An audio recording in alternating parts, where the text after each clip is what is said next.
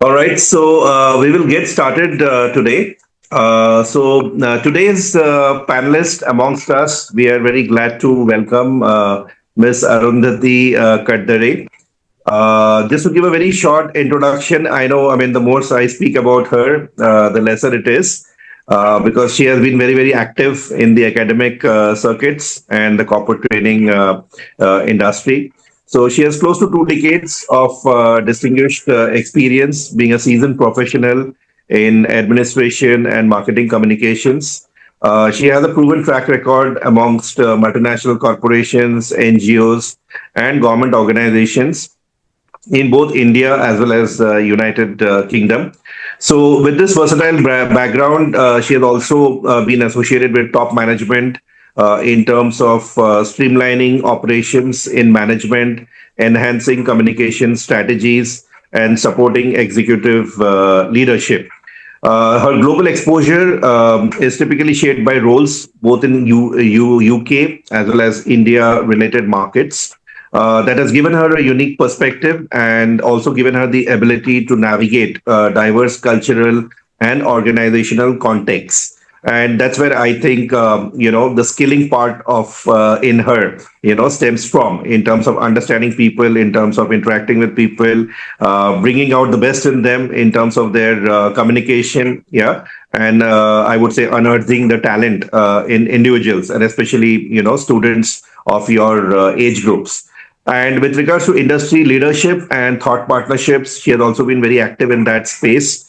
She has been an active contributor to the HR community. She has organized and led several HR conclaves, bringing together industry leaders, academicians, and practitioners to explore emerging trends as well as best practices. So her experience as a speaker and moderator, especially in these forums, has given her, meaningful dialogue, actionable strategies, and also has inspired a culture of continuous learning and innovation. So today she is going to speak about a very, very important subject, which the government of India as well as India as a nation are typically, looking forward to, because we have a sizable workforce in the age group of 25 to 35 who are entering the workforce. At the same time, what is required in them is, along with the talent, the right kind of skill sets in order to bring out the best in them, at the same time make them more employable. Because what is happening in corporates, as you all know, it so happens that they are employed. At the same time, over a period of time, corporates realize post the training programs given to them that they are not able to develop their skills, or they don't have the potential, or the skilling part is grossly missing in them. So I would encourage and beseech all of you to be all ears for our session today, which will bring out the best in terms of what are the skills that are required, what are the different management courses that are in vogue today, in demand today in the industry, and how you can best approach those kind of programs and courses. Yeah. So with that introduction, I would leave the floor completely open to Madam Arundhati Katdare, and from time to time, I would encourage every one of you to participate in the chat window, just in case if you have any questions, or keep acknowledging whenever she is, asking anything in particular. Over to you, ma'am. Great. Thank you. Thank you, Dr. Rajiv, for this wonderful introduction and also setting the tone for today's presentation. So, yes, so here we go, folks. Good morning and a warm welcome to you all. Today, we are going to see the importance of skilling and what are the different initiatives, why skilling is important. Dr. Rajiv has already set the tone, giving you the glimpse of, what is going to be covered in this presentation and how skilling can help you reach heights. So, let's see what is the meaning of skill. So, skill is basically an ability to perform a specific task or an activity well, and that too with continuous training, practice, and experience is going to make you a skillful person. It also involves knowledge. Yes, talent is important, expertise, and also hands on approach to achieve this desired outcome. But only talent ability to perform the task, practice is not sufficient, that you would also need to have technical as well as professional skills. Technical skills that we are talking about is more on the programming, the coding part of it, any sort of hard skills, it could whatever you're learning. And the professional or the soft skills would be, the communication, which is the key, how you network with people, uh, how are you as a problem solver. So this is what would be is the definition of skill, and it's a very complete definition. So why does skilling matter? Even more now, people in the previous ages also, skill was important, but now it matters more because of the global transformation. The technological innovations, the economic shifts, and the accelerated AI has caused enough disruption in the industry, which we all are aware of. The World Economic Forum Future of Job Reports 2025, this is the latest report, and estimates that by 2030, mind you, students, 2030, we are in 2025 and 2030 is not far away, nearly 39% of workplace skills will have changed. And over 1 billion workers globally would need reskilling. I think, this is, I wouldn't call it as a scary picture, but yes, we do not really have the time because, time is flying, and 5 years these days just uh, passes by a click, So we have to gear up to ensure that we are skilled enough to be employable, and those who are already in the workforce, they would need to reskill themselves. We will look at all these things in detail in the coming slides. So companies and governments are no longer seeing skilling as an optional thing, but it is an essential element for the economic growth, opportunities, competitiveness, and personal success as well. Why is skill so important? First of all, we are never born with skills. The skills are always acquired, they are developed, they are refined over a period of time. Just think, when y'all were in, say, 10th standard, what were the skills that you all had? And now, when you're at your post graduation level, what are the skills that you have acquired? And I'm sure, each one of us, when we look back on our journey from 10th to 12th to our graduation to our post graduation, we have enhanced ourselves with different skills that are required from time to time. Some of the skills knowingly, some unknowingly. But yes, skills are always acquired. And when does one really become proficient? When they keep practicing it, performing tasks efficiently and effectively. And of course, all this would definitely make you an expert. Technical skills and soft skills are the most essential ones, and these are going to lay the foundation for your future as well. In technical skills, we can categorize it as skills that are required for a particular job.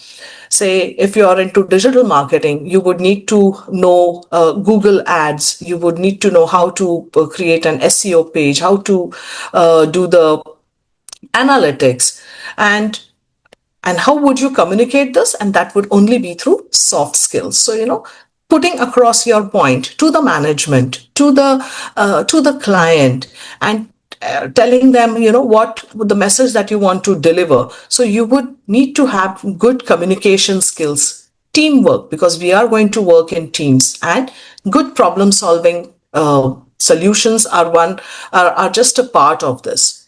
So the importance of skill development is it will help you all to perform tasks completely, adapt to new situations, and contribute to the organization. Every organization would look at contributors and how skillfully they can contribute along with the knowledge that they have. Learning and improvement is a continuous process. You must have heard from your professors, from your parents, from your teachers, that you have to keep continuously learning and improving yourself, because that is how you're going to keep yourself updated with the requirements of the industry.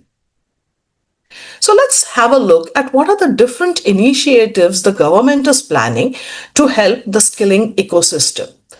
Skill India mission, we all have heard about this mission, and there are over 2.27 crore beneficiaries who it's basically integrating the demand driven and future oriented vocational education. BWalks are going to be in lot of demand. Okay. Pradhan Mantri Kaushal Vikas Yojana, it is again industry aligned, tech enabled skilling in AI, robotics, green energy, and more. National Apprenticeship Training Scheme, which is called as NATS, National Apprenticeship Promotion Scheme, which is called as NAPS. And these are the real world on the job skills in traditional and emerging fields. And they also provide you with stipend. NATS, NAPS, I'm going to cover it in the next session and also show you the importance of why this NATS and NAP is and how it will contribute to your success as well. National Skill Development Sector Center and Sector Skill Council. These are the two main agencies working under the Ministry of Skill Development to promote skill development throughout India. SOAR, which is Skilling for AI Readiness 2025, which talks more on the AI, ethics, cybersecurity. Now it's also been taught at schools and teacher trainings for AI literacy. India Skills 2025-2026, National Skill Contest on different trainings, connecting youth to the global job opportunities and recognition, and also connecting youth to the rural and urban population. So what are the opportunities for students when we talk about this? Yes, so under NATS and NAPS, the job titles that you all would get would be as a trainee or a management trainee, or if you're pursuing your engineering, you would be a trainee engineer. Eligibility for NATS and NAPS experience level, they would look at freshers. Anyone from the age group of 18 to 35 years is eligible to work under NATS and NAPS. NATS is basically for people who are graduates who have completed their diploma or degree or are pursuing their diploma or degree in engineering. They would be eligible for a stipend as per the norms, which would be anywhere between 15,000 to 20,000 per month. And this would also include a factor of 4,500, which is an amount decided by the government and will be directly credited to the beneficiary's account. Whereas in NAPS, the education is criteria is 10th and 12th pass. The stipend for these candidates would be around 14,000 to 17,000 per month. And this amount would be inclusive of 1,500 as a direct benefit from the government, which will be deposited in their account directly. Now, saying these, it again would depend on the companies as per their salary norms, but these are the basic norms which are being salary brackets that are being offered to the freshers as of now. So why is NATS and NAPS important for the student, or what are the benefits? First of all, the new regulation, the new education policy 2020 states that all the students, irrespective of the field that they're coming from, have to undergo mandatory 1 year of apprenticeship during their education process. So, hands-on experience is going to, on the job training, hands-on experience is going to have more value, and that is where the skills are going to be developed. So what are the benefits for the student? So you get ready for the industry relevant practical experience. You get a government certification after completion of 1 year, which has a lot of value in the market. Plus, you get a monthly stipend to cover up all your expenses. There is no employment bond, and there are high chances of getting absorbed in the organization. Remember, students, any organization that is training you would not really, and who's putting in so much of money and efforts and time into training you, would not like to let go the talent and the skills that have been developed over the year. So there are high chances that you would get absorbed in the organization. Plus, if you want to pursue your higher education, government has provided this opportunity under the Apprenticeship Embedded Degree Program, which is called as AEDP, where you could continue with your education and that too with some discounted privileges. What are the benefits for the industry by hiring the students? First of all, they get a vast access to the talent pool. Their recruitment costs are reduced. Government supports them through reimbursement of stipend. There is no other statutory obligations that they have to go through like PAF and ESI. There is flexibility in training as per the industry needs. There is improved productivity and workforce pipeline. The brand image of an enhances as a skill developer, and it's again with compliance with Apprenticeship Act and the CSR goals. So, what are the future skills that will drive your success? So, these, as per the World Economic Forum report, these are the top 10 skills for 2025 and beyond.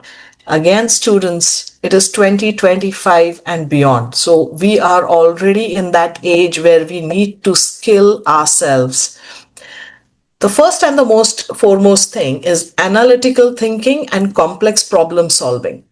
One should be really good at it. AI and data skills, generative AI, machine learning, big data analysis is going to go in a very big way with a lot of fintech companies coming in. Technology literacy, including cyber security, networks.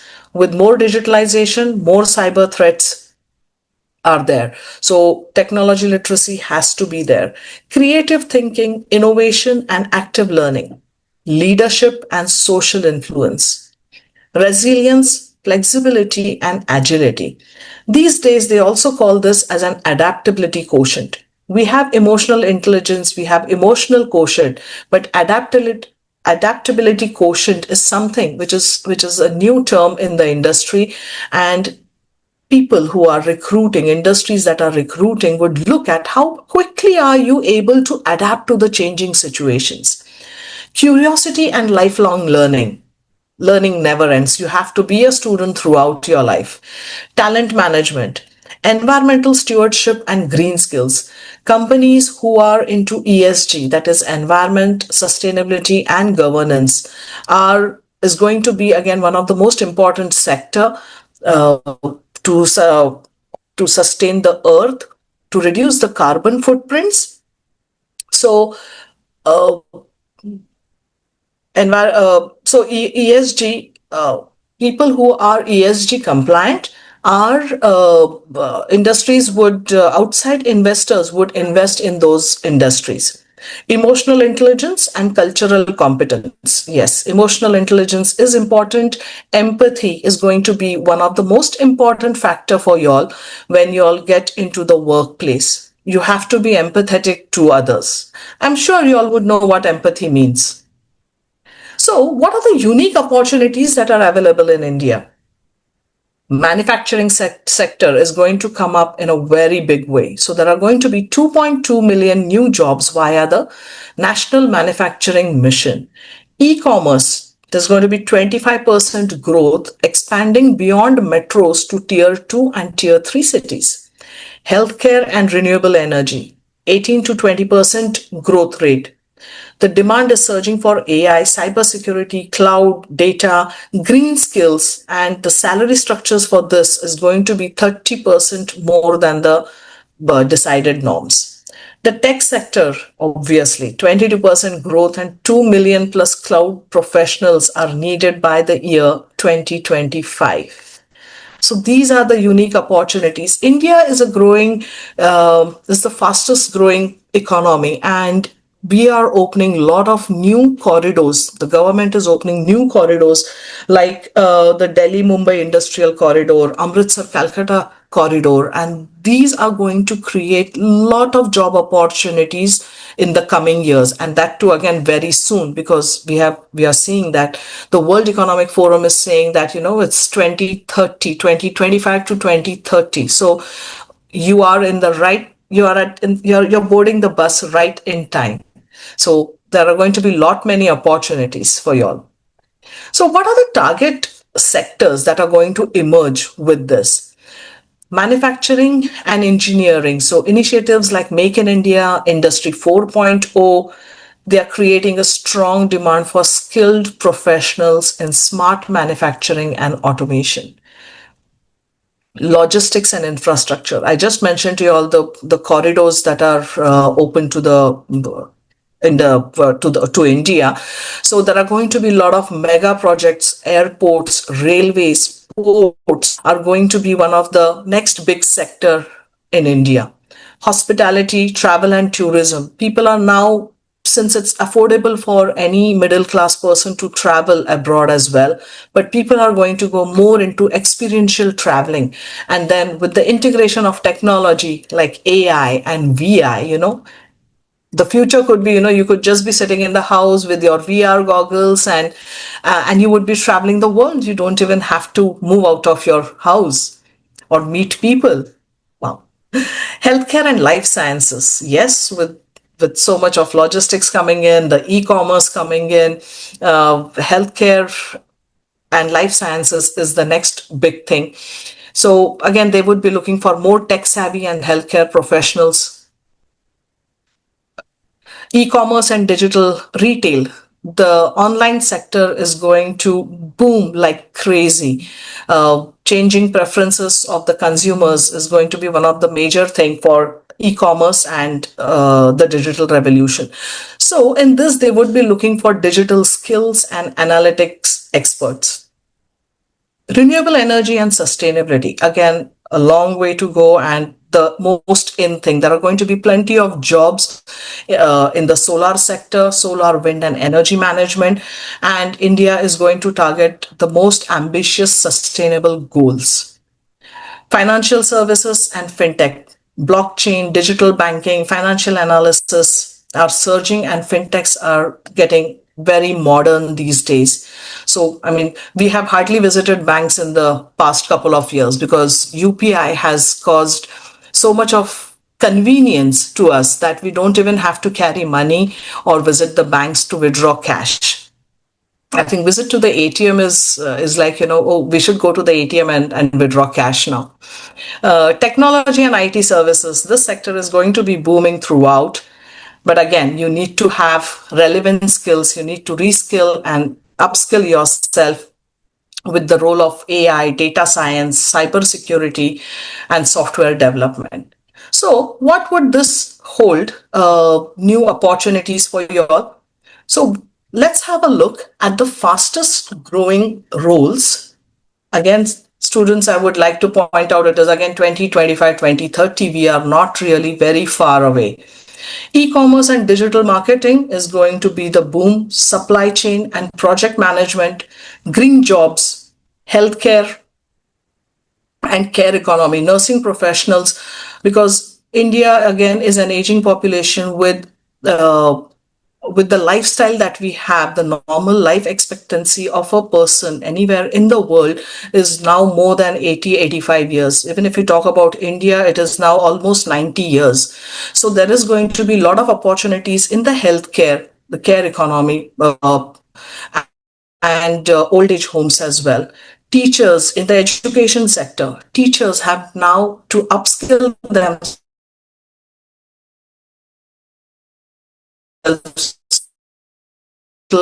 and tech, cybersecurity, data specialist. And in the creative industry, it's going to be the design, UI, UX, and the content creation.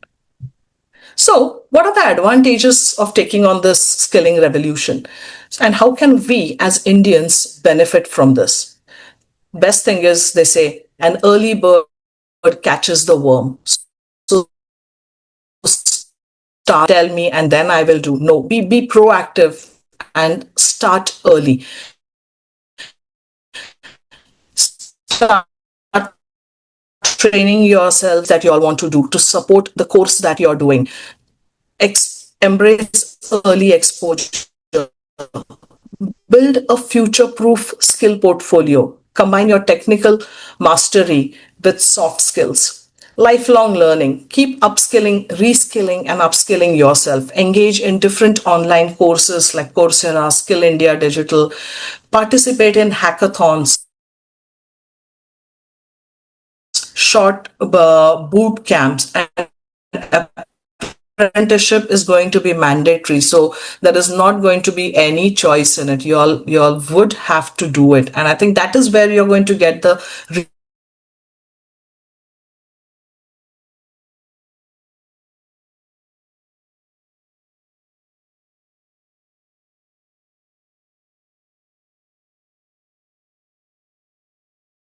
more other upcoming projects, the latest happenings in the industry, when you attend these networking forums in person, online, keep yourself updated with these things. It's going to open a lot more doors and avenues. You're going to learn something new from it.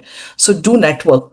Empower your community. So by volunteering for various services, you can also empower your community. Teach the community. It could be small initiatives, but do that, and that would also count as your experience.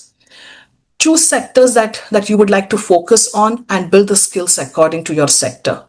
Entrepreneurship, another fantastic topic, and where the government is also encouraging the youth of today to be entrepreneurs, because when you become entrepreneurs, you create more job opportunities for your fellow mates.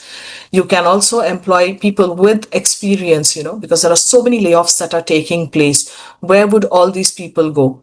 So you have that experience pool available in the market. So when you become an entrepreneur, it's a learning process. It's not going to be easy, but with proper mentoring and with experienced people, you would be able to take your entrepreneurship to a future level. And I'm sure the college is offering a lot of entrepreneurship programs in the course as well. So, what are the skills that are in demand? Artificial intelligence, yes, that's one thing. And why do they matter? It's because it is central to automation and analytics and innovation. Critical thinking and problem solving, you need to adapt and innovate. Sustainability and green skills, this is going to be high in demand in renewable energy and compliance. Blockchain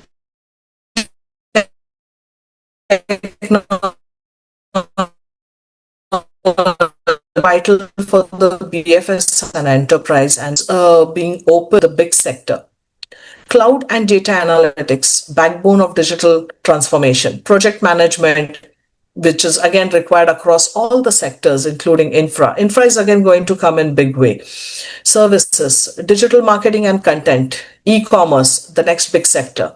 Cybersecurity, the most essential one as threats would increase. Communication and leadership, the most important thing, again, I would say, because you would have to manage teams, you would need to drive the change, you would need to be adaptable. So we are going to see how we can develop the leadership qualities as well. And continuous learning, that is never going to end, because the more you learn and how quickly you adapt to the rapidly changing markets is going to be the game changer for everyone. So let's have a look at the roles and skills in artificial intelligence. I hope you all are with me. Type a yes or no, or am I going too fast? Okay.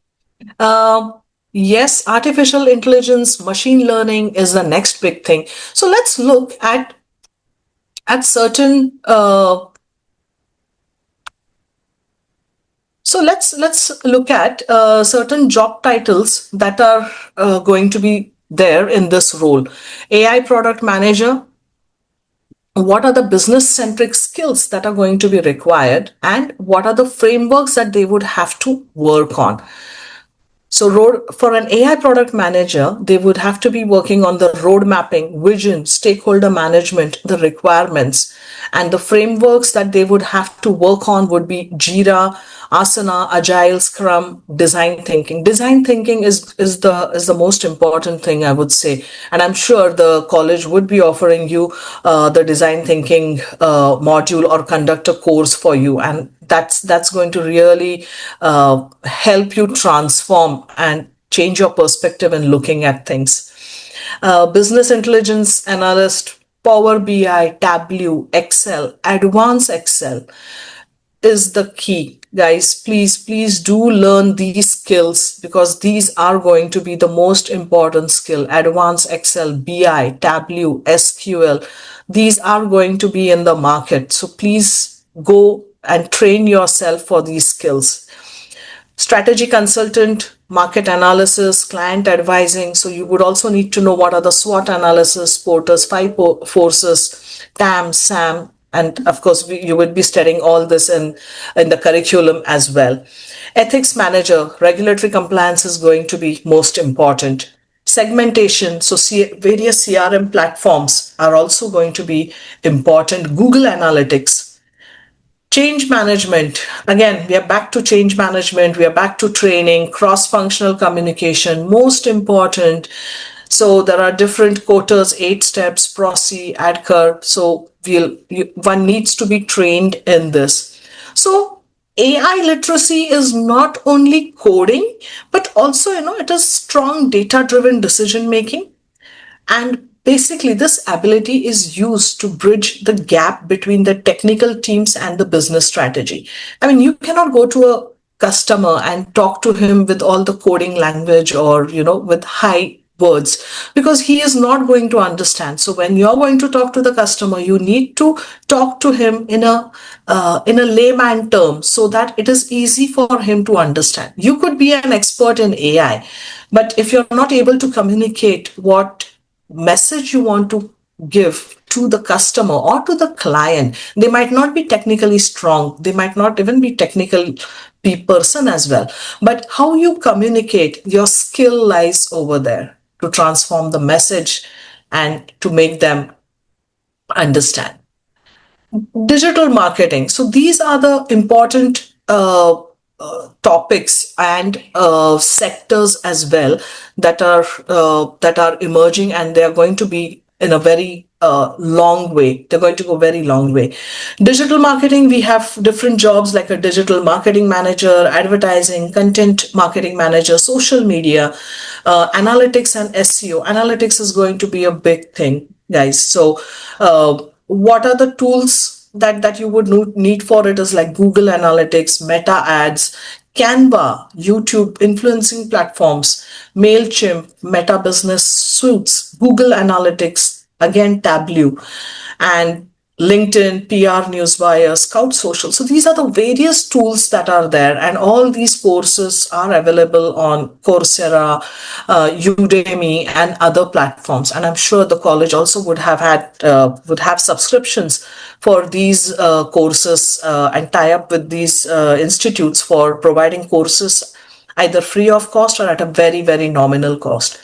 Storytelling. So whoever is going to be into the digital marketing, who are seeing their future, you need to be a good storyteller. It's again a skill. Okay, you would have the talent, but it's again a skill, how you narrate the story, how you engage the audience and mesmerizing them, and putting your point across through various examples. So moving on from digital marketing,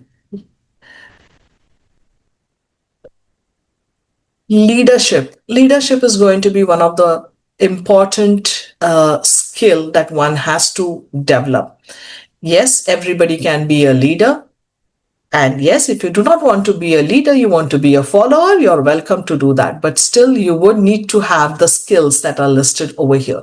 You need to experience, you need to have experiential learning, you need to gel with the team, you need to have those group dynamics to manage the team. And I'm sure during your college days, your school days, and the PG days, you are going to be involved into a lot of activities, extracurricular activities, which will be organized by the college. And I'm sure, everybody has a role to play in it. And that's where your leadership skills are going to come out. Yes, some of them would be leaders, some of them would be followers, but saying that the tables can always change as well. So do not shy away. Take the lead and do things, because you are going to pave the path for yourself. Cultivate digital and analytical fluency. Build communication skills. Be adaptable to change. Emotional intelligence and empathy is very important, and this is where, when the hiring takes place, they are going to see whether are you empathetic or no. That is going to be one of the criterias. agile leadership, how good you are with experimenting, are you afraid of change? How quickly can you adapt? How quickly can you solve the problems? If a particular solution is not working, how quickly do you have any options that you can turn around and work out? That is going to be the key factor. And of course, are you leading with purpose and values that you have set for yourself and values of the organization as well? So, how are you going to leverage these opportunities? First of all, again, continuous learning is going to be there. Be flexible, participate in government initiatives that are there, enroll for vocational programs, network, seek global exposure, entrepreneurship, and target growth sectors. Aim for the sectors with long term prospects like tech, healthcare, renewables, and e commerce and education. So, when we have seen all this, what is the broader impact?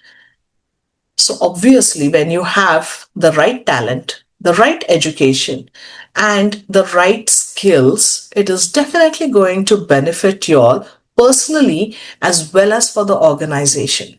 So, personally, as you keep skilling yourself, there are going to be higher chances of employability, better pay, and growth prospects. A lot of growth opportunities globally, not only in India, but globally as well. For the nation or for the organization, yes, they have a good talent force. For the nation, it is creating more skillful and productive workforce, and which is going to reduce the unemployment in the country. So everybody is going to have a job, and that's where the government is targeting. So this is the broader impact of the skill development and the industries that we have seen. So, to have this sort of broader impact, what is the mindset that we should have? So, the mindset, be curious, be like a sponge, try to absorb things, learn whatever and how much ever you can, because you never know, subconsciously you keep acquiring so many skills, and you never know when this particular thing would be of use to you. So stay curious, learn whatever is possible, even if it is not relevant to you, but be curious. Not necessary you have to deep dive into things every time. Yes, in the subject of your choice, the sector of your choice, do deep dive into it. But some things can also not of much interest to you. You can also just look into it and at least listen to what is happening. Be adaptable, guys. Please be adaptable, because how sooner you are able to change with the changing environment is going to help you all. Mentorship. Yes, you all should have a mentor. That could be your professors, your teachers, your parents, someone even from the network, or a coach who can guide you not only on your development within the organization, but also as a person, behavioral changes as well. So you can rise up to the position that you are aspiring for. And when you reach that position that you're aspiring for, it is always time to give back to the society without any expectations, because all this knowledge, the experience you have gained locally, nationally, internationally, has to be given back to the society. And that is where it adds a lot of value to the society. So, what are the different types of technical and soft skills that are required for the various roles that we have said?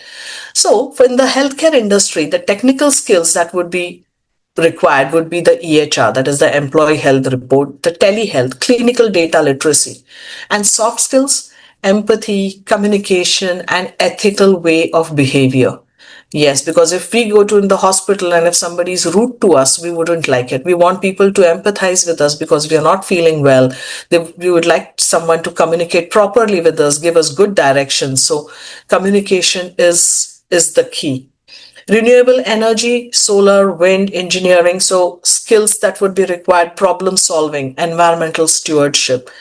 Digital marketing, SEO, content, analytics, video, email, SMM. So again, creativity, people who are creative with good communication, with good analytical skills, perfect field for them. Any other roles that we are looking at? Yes, the even basic roles that require that you need to have computer literacy, you need to handle data with confidentiality, and organization culture, communication, initiatives are the soft skills that organization would be looking at. Mainly they would look, are you willing to learn? And if you're willing to learn, you can be molded as per the organization's culture. Organizations would always, how willing are you to learn and to adapt yourself? IT and technology, programming, AI, MLs.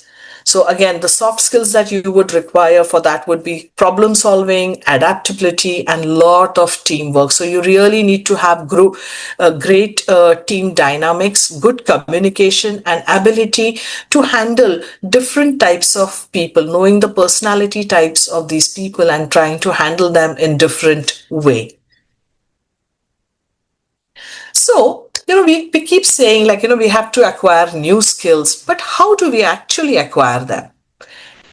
So, first of all, let's identify, what are the valuable skills. So, for that, do a research on the current industry trends, and which I have already shared with you all. What are the current industry trends? What are the job descriptions that are there? Do go through the job descriptions for the post that you're aspiring for and see what are the skills in demand, or what is the field that is desired career path that you have. What are the skills required for it? Ask your mentors, your professors, because you are working with them day in day out. They would know you better.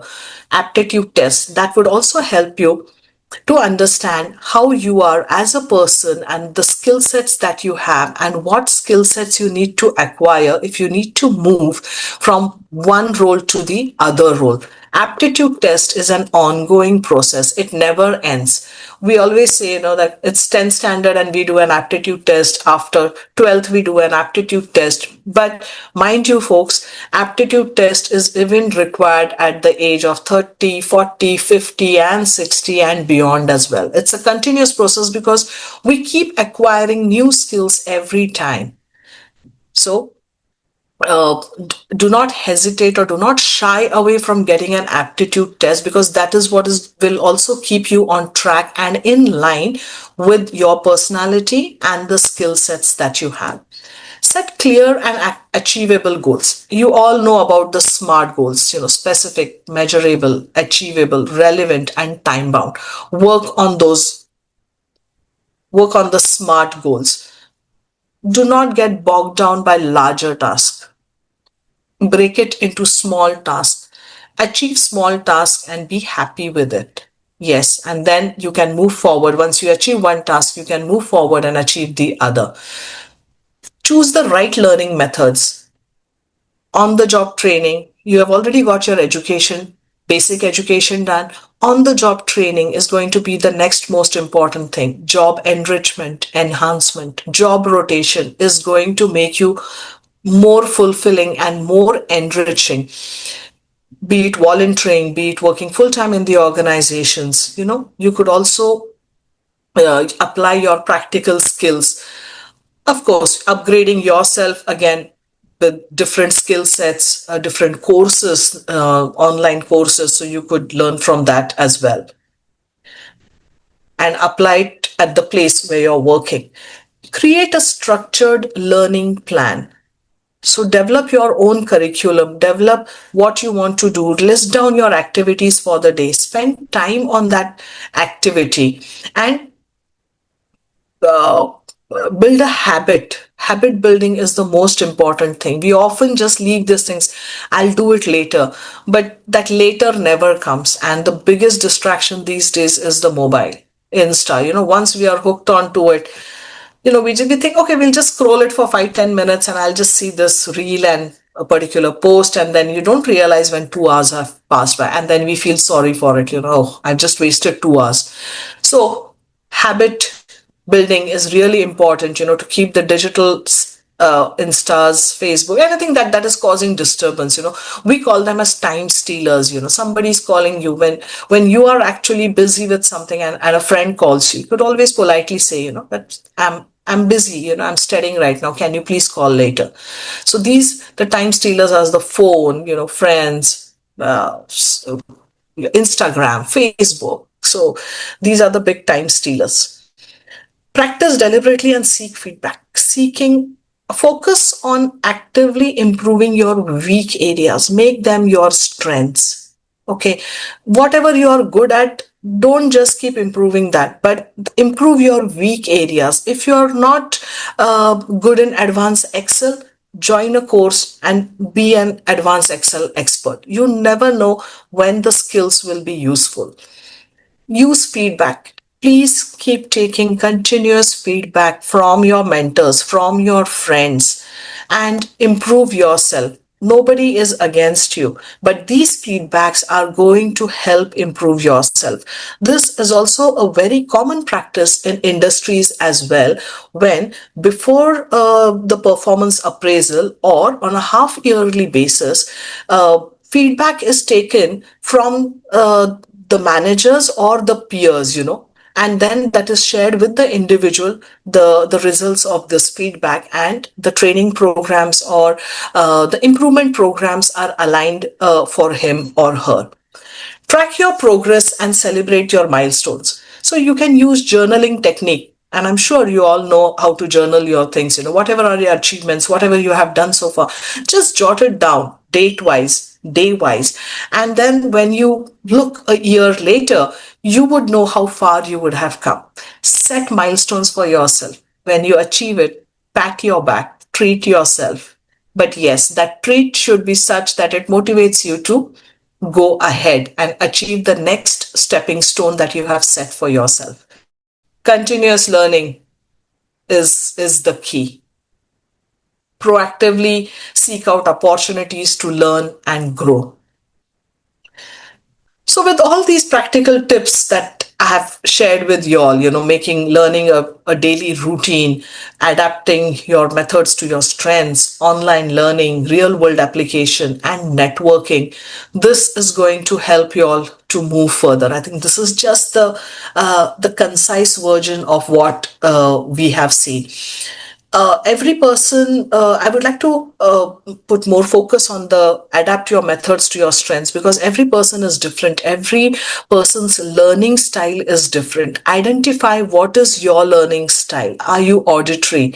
Are you visual? Are you a read and write? Or are you a kinesthetic learner? Because this will one help you to to understand and move forward with your learning styles. It will be easy. It will also be easy for you to assess how your group members are as well. And then you could deal with them in that particular way once you know the learning styles, which is really important. So we have been talking about skilling so far, and why skilling is important. What are the future skills that are required in the industry? What are the future roles in the industry? So we have acquired the skills, but then to stay put in the industry, we would also need to reskill and upskill ourselves.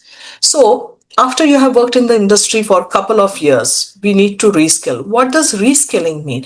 It's like learning entirely new skills to transition into a new role. And yes, there would be a lot of lateral opportunities that would be given to you on your performance, and you would be asked to take on a new function where you can bring in new perspectives. So you would have to reskill to know how that particular department works. For example, a factory worker as a CAD specialist, especially after automation replaces manual tasks. Upskilling. Upskilling is what is basically enhancing or expanding the existing skills related to a person's current job. So you are working the skills that would be required to help you perform better in your current job. So it focuses on improving your performance, your efficiency, and expertise, and also it carves a career path for yourself. Okay, so a designer learning motion graphics to advance with the design field. So keep upskilling yourself, find out what are the latest technologies that are coming, learn online, join a course. So skilling and upskilling is required on time to time basis, which even we do. So are they really essential? Do we really have to go through the skills, and do we really have to build our skills? Do we really have to upskill ourselves, reskill ourselves? The answer is yes, because the world is changing. It's a rapid technological advancement that's taking place. For us to be suitable, to be adaptable to this environment, to be validated in this environment, we have to change. The job requirements are changing. There is a lot of automation and new technologies that are coming in. So many jobs are being replaced. There are layoffs that are going on. If you don't have new skills, you would be just laid off. Reskilling will allow you all to adapt to entirely new roles. I think there is a challenge in it, and those who enjoy challenges would always love this, the new roles, because it's actually nice to move out of your comfort zone and learn something new, though it sounds daunting at times, and it is, I must say.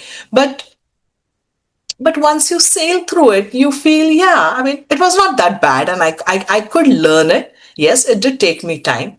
So reskilling is really nice, I would say. And organizations would benefit by retaining the talent, increasing productivity, and building an adaptable workforce, that is prepared for the future challenges. Employees gain advantages for the employees, that they would have job security, career growth opportunities. So why would you really keep on changing jobs, And they can navigate the job markets very effectively if you have to. So reskilling and upskilling are critical strategies for continuous learning and career development in an evolving professional landscape.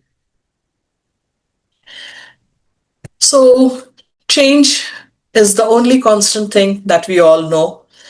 So the way the world is transforming, it is even faster than before, and you have to take the right choice. You have to take the right plunge, and it is now. The time is now. Opportunity is not going to wait for anyone. So whatever challenges are going to come your way, accept it. Take them as a stepping stone. So the most successful people are not just those who know the most, but those who learn fastest, who adapt willingly, and who never stop evolving. Let your passion for learning turn obstacles into stepping stones. Remember, it's not about keeping up with the world. It's about leading it, shaping your future by choosing growth every single day. We all know the story of the woodcutters. There are two woodcutters. One of so when they are in business, they're cutting down the trees, and they are earning their livelihood. But then when there is no work, there is one woodcutter, say A, who is sharpening his axe continuously, and the other woodcutter is not sharpening his axe. He's just relaxing, and it's like, why are you wasting your time in sharpening your axe? We don't have business for the next 2 months or 3 months. So he says, but so what? But when the time comes, we need to have the axe. So he says, no, it's not required. You're just wasting your time, because you would have to sharpen it over and over again. And so he says, I will sharpen mine when the time comes. But when the time comes, do you really have the time to sharpen your axe? That's where the skill is. So you have to keep sharpening your skills every time, because you never know when the opportunity will come. And when the opportunity comes and your axe is not sharp, you just lose out on the opportunity. So let's be smart, let's be diligent, and let's sharpen our axis before it is too late and ride on the bus of change. So, my last message to the young generation of today is skilling is the key that unlocks a world of opportunity, regardless of where you come from. The jobs of the future may not even exist today, but the skills you build, curiosity, resilience, adaptability, and a commitment to lifelong learning will ensure you not only survive but thrive. Don't fear change, embrace it, lead it. India's rise as a global talent hub depends on youth like you taking ownership of your future. Dare to learn, dare to dream. The world is yours to shape. Thank you.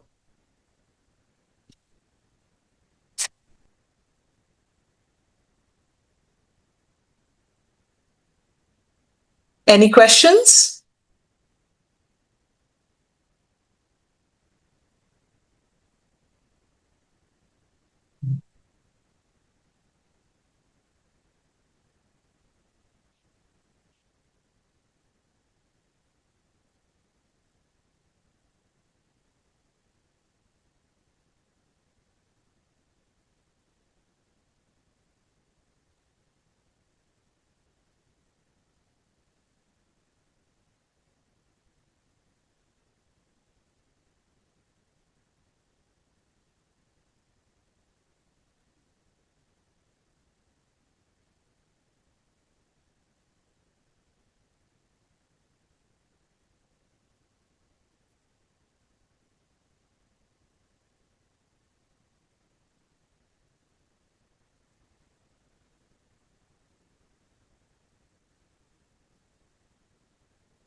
Yeah, Rajiv, I'm done with my presentation.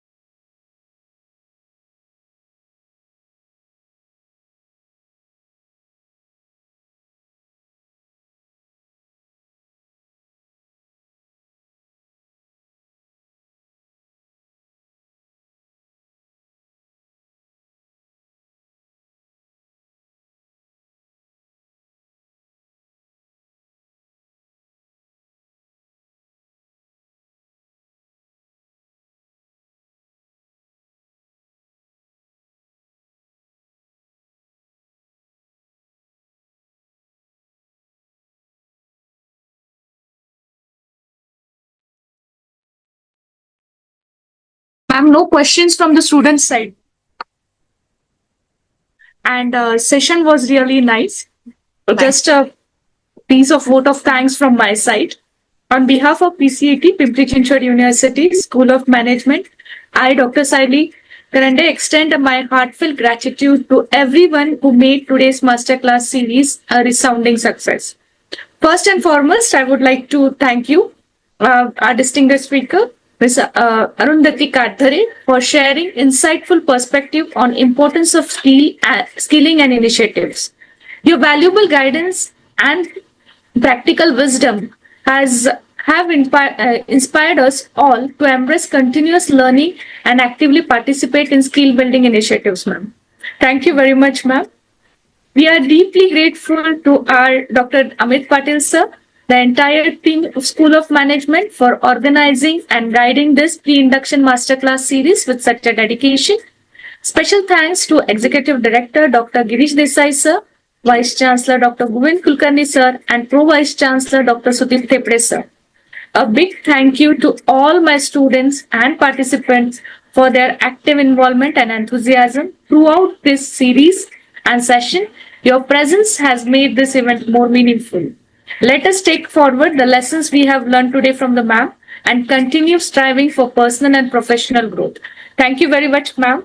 It was really very insightful session, and because of technical glitch, me and Rajiv sir just was out of the session, and it took time to rejoin it, but we were able to hear it.